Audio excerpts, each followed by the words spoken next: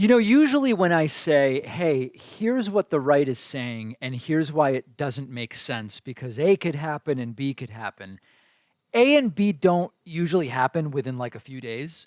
But with the entire definition of a woman thing, it has now happened with Republican Senator Josh Hawley. And we're going to look at it because it's exactly why I said the idea that it's so simple to define woman as far as Republicans are concerned really isn't borne out by the actual fact. So let's backtrack a little bit.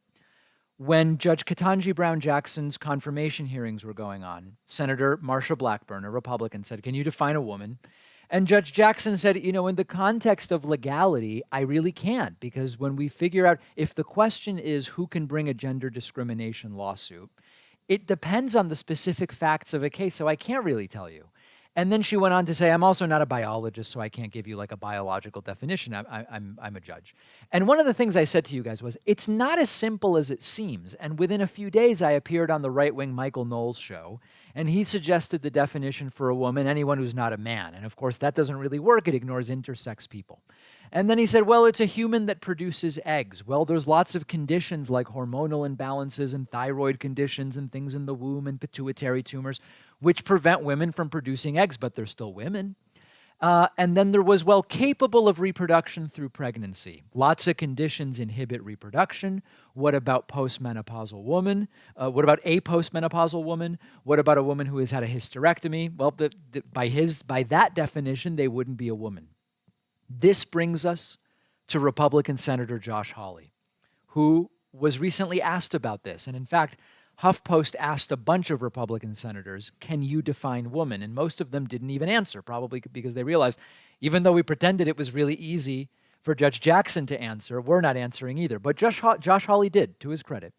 And Josh Hawley initially said, someone who can give birth to a child, a mother, is a woman.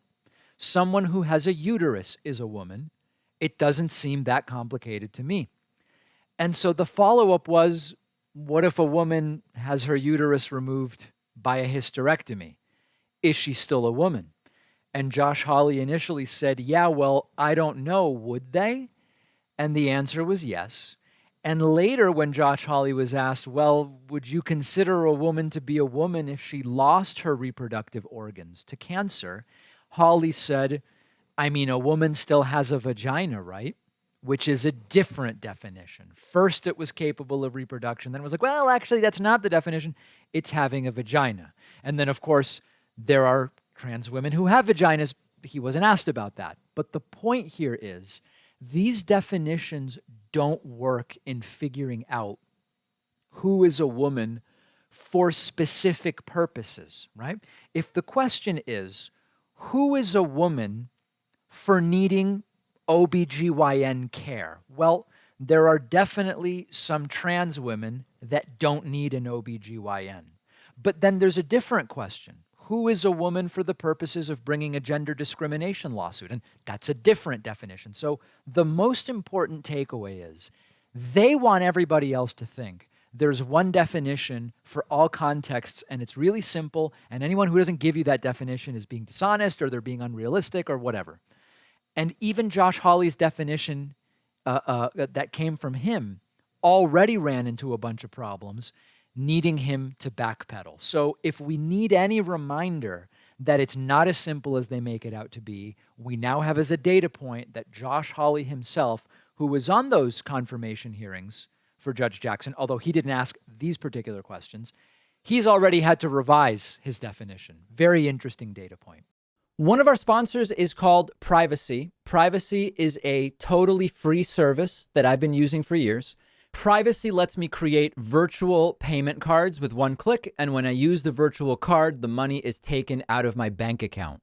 You can create multiple cards, delete them, freeze them, set a spending limit on them. Let's say I'm signing up for a free trial and it requires a credit card. Privacy will autofill a virtual card number, and then after signing up, I can delete that virtual card. So I know I'm not going to be charged again. Something really useful and very practical. Or let's say I'm ordering food over the phone, but I left my wallet somewhere. I don't have my real credit card on me. I can use a virtual card on my Privacy mobile app. But really, the best part is you're not out there exposing your real credit card number, so you're not as susceptible to data breaches and identity theft. Privacy is a totally free service, and you'll get $5 to spend when you go to privacy.com/Pacman. The link is right underneath this video.